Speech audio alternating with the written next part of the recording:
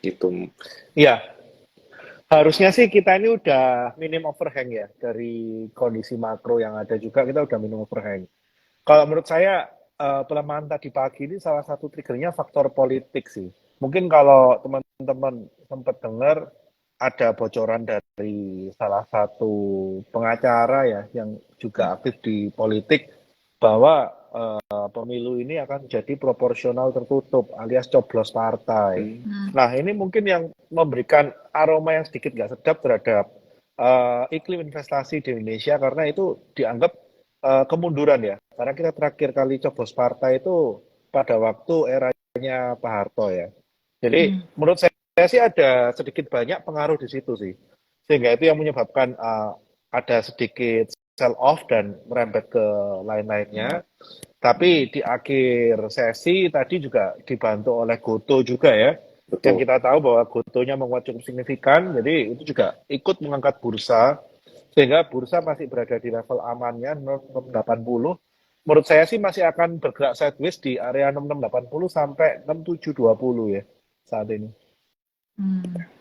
Jadi kalau dikatakan bottom, rasanya belum ini juga ya kok ya.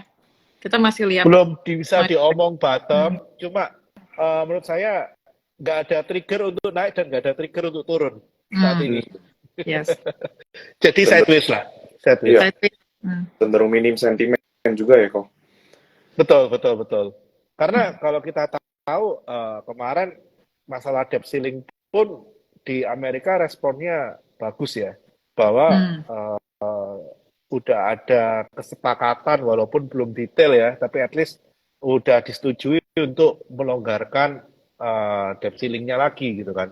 Tapi kalau menurut saya sih ini udah terekspektasi ya, nggak mungkin Hmm. Amerika dibiarin gagal bayar untuk saat Default ini. gitu ya. Seperti itu sih. Hmm. Iya. Berarti sudah cukup price in ya di market dengan kejadian apa kenaikan plafon utang itu ya. Tinggal nanti kita lihat ini budget cut-nya ini 4,8 triliun ini sesignifikan apa terhadap neraca Fed-nya juga gitu kan.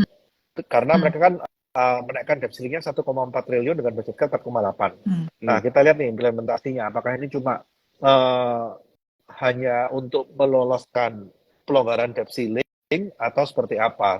Karena yang aneh sih menurut saya semua di-cut kecuali budget untuk militer and defense ya.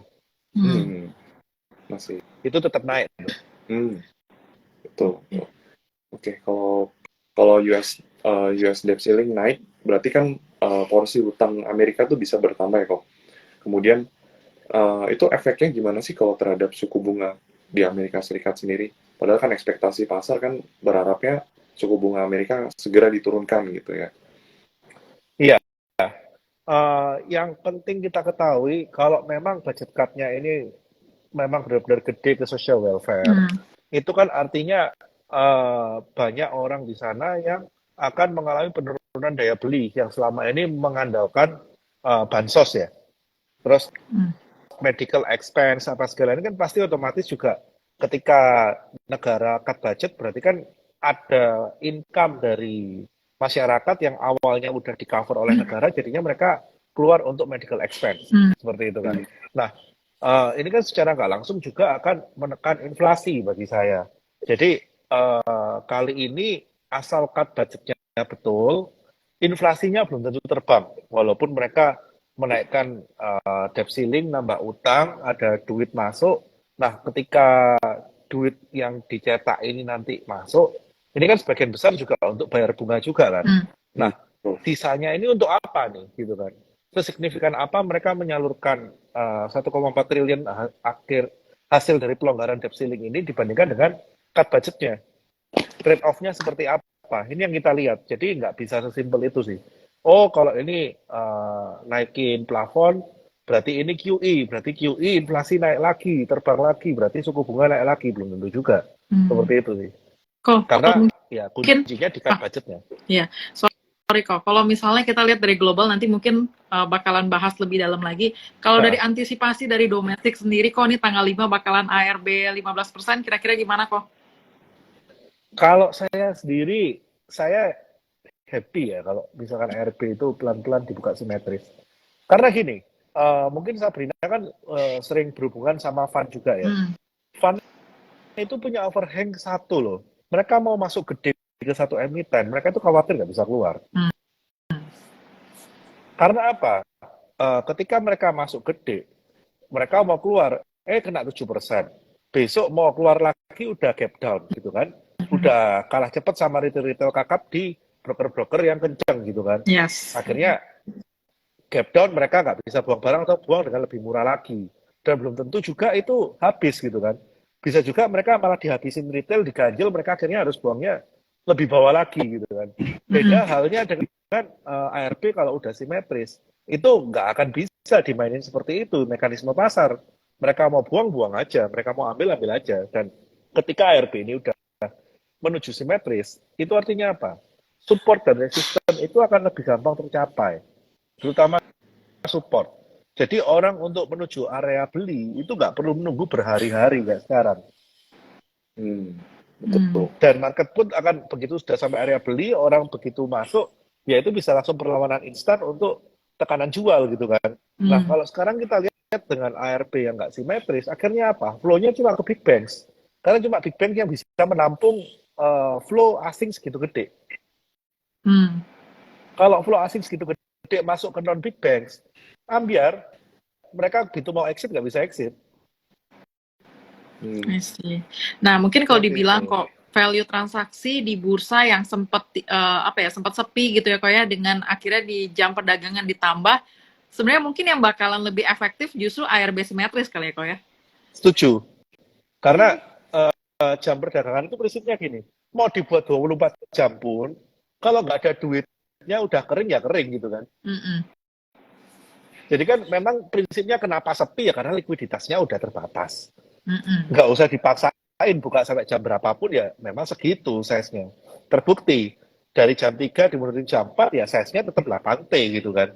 Benar. Ya memang segitu doang gitu size-nya. Karena apa ya udah kadang ada yang mentok kena ARB, udah nggak bisa cuci barang, fund juga udah nggak concern untuk collect barang walaupun dipanjangin sampai sejam juga nggak ngefek gitu kan. Kayak gitu sih. Jadi menurut saya kalau mau rame ya memang ARB simetris. Yes. Gitu. Hmm. Ada yang menambahkan rame lagi kalau kode broker dibuka sih gitu. Nggak ngefek. Nggak ngefek ya. Nggak ngefek. Sekarang sorry to say ya, berapa banyak sih pemain gede yang ngeliatin kode broker? Mungkin lebih ke Iya price kan? action ya kali kok. Iya. Jadi nggak peduli siapa yang buang ya buang gitu kan. Dan memang kenyataannya kode broker di Amerika juga nggak kelihatan kan. Iya sih. Dan value-nya tetap gede karena apa ya? Memang likuiditasnya ada. Seperti Betul. itu. Okay. Kalau dilihat kan saat ini apa namanya terjadi ya, kita udah tahu lah, kita terjadi yang namanya sell off di komoditas nih kok, khususnya di sektor batu bara gitu ya. Nah itu kira-kira bottoming-nya tuh gimana nih? Banyak soalnya Ya banyak paling gampang ngain gitu, gimana nih? banyak yang nyangkut ya Iya. di atas. Jadi gini, paling gampang ya. Mungkin saya dulu pernah bahas waktu sebelum dividen ITMG, saya itu pernah bahas. Orang itu selalu berharap, oke, ITMG IPS 16.000. Oh, berarti dividennya total nih dari interim sama total itu kan totalnya 10.000 lebih ya. Wah, ini berarti bagus dong kalau harga 40.000 murah nih. Ini berarti PI nggak sampai 3 gitu kan. Mereka lupa bahwa IPS itu kan dari kinerja masa lalu. Sedangkan kalau kita beli saat ini kan mengekspektasikan untuk kinerja masa depan. Dan kita semua tahu namanya batu bara itu cyclical. Nggak ada namanya naik terus, habis naik ya pasti turun. Dan memang expected Q1 tahun ini turun, walaupun penurunannya saya expect bottom di 160-180, ternyata pecah juga gitu kan, sampai ke 140. Nah, kalau ditanya, ini penurunannya sampai berapa, saya nunggu batu bara ini sideways dulu. Setelah batu bara ini sideways, kita tahu bahwa batu bara ini udah ada average new price-nya, equilibrium yang baru dari batu bara, kita bisa forward looking gitu kan. Oke, dengan price katakanlah average 150. Berarti ASP untuk ITMG kemungkinan berapa? Oh, kemungkinan berarti ITMG mungkin sekitar 120 gitu kan, 130 atau mungkin 140. Oh, oke, berarti kalau kemarin IPS 16.000 itu dari ASP sekitar 220-an, berarti kalau kepotong 100 poin, kira-kira IPS-nya berapa? Dengan fixed cost yang ada ya mungkin sisa 8.000, 9.000. Nah, dari situ kan kita bisa evaluate nih. Kalau harganya sekarang 23.000, berarti kan dia PI-nya berapa? Kalau kita forward looking IPS-nya 8.000. Oh, berarti PI 3, nggak sampai PI 3 gitu kan kalau dengan harga sekarang. Oh ya udah, berarti cukup menarik. Nah, ini sebetulnya yang ditunggu oleh semua orang. Kapan call ini bottoming? Kapan call ini bisa membuat base sehingga bisa menghitung expected ASP dari masing-masing emiten sehingga bisa ngitung expected EPS dari masing-masing emiten sehingga kita bisa evaluate forward lookingnya gimana, forward PE-nya gimana, seperti itu kan. Baru bisa tahu barang ini murah atau enggak dari situ. Kalau sekarang ya kita cuma bayang-bayangan aja ini kira-kira seperti apa gitu kan. Karena belum tahu ASP-nya seperti apa gitu. Oke, tapi kalau bicara terkait dengan first Q 2023 yang mungkin tadi kan Ko Bernard mention ya, misalnya range-nya 140 sampai 180 terus tapi kan pecah juga nih buat harga call ya Ko ya. Tapi kan baru aja nih Ko, kayak kinerjanya Harum baru rilis dan kelihatannya sih not bad ya Ko. Gini, Harum itu kan kita perlu ingat ya ini hybrid, nggak murni coal. Iya kan? Terus yang perlu kita ingat lagi, ini yang paling terpukul itu adalah coal yang punya high calorie. Kenapa? Which is ITMG. Apa? ITMG, Adaro sebagian ya. Terus ya Bayan, tapi Bayan outlier lah, kita nggak bahas Bayan gitu kan. Nah, kenapa kok yang kalori tinggi yang hit the most gitu kan? Karena kita tahu yang paling nikmati kenaikan harga kemarin itu yang kalori tinggi, yang kalori rendah, suplainya PLN kok, suplainya lokal kok, dengan harga ASP yang harganya nggak beda jauh, gitu loh. Jadi katakanlah simple deh, Bumi Resources itu mau sampai harga batu bara 400, ASP mereka mentok 120. PTBA, ASP mereka di berapa? 120 gitu kan. Walaupun coal-nya sampai 400. Nah, kalau coal-nya turun sampai 160 katakanlah 140 gitu. Mungkin ASP mereka 100, 110. Bandingin sama ITMG yang ketika coal 400 ASP-nya mereka bisa 200 lebih, dengan coal yang harga sekarang ASP-nya mereka bisa turun separuh gitu kan. Ini kan kerasa banget gitu kan. Jadi ya itu kenapa kalau yang kalori tinggi pasti yang lebih suffer ya dalam kondisi sekarang. Makanya dari awal tahun saya ngomong kalau memang kalian ingin spek masalah coal, jangan cari yang high kalori lagi. High kalori itu udah the end. Itu kemarin waktu coal naik kenceng cari yang paling high kalori, itu pasti yang paling high margin.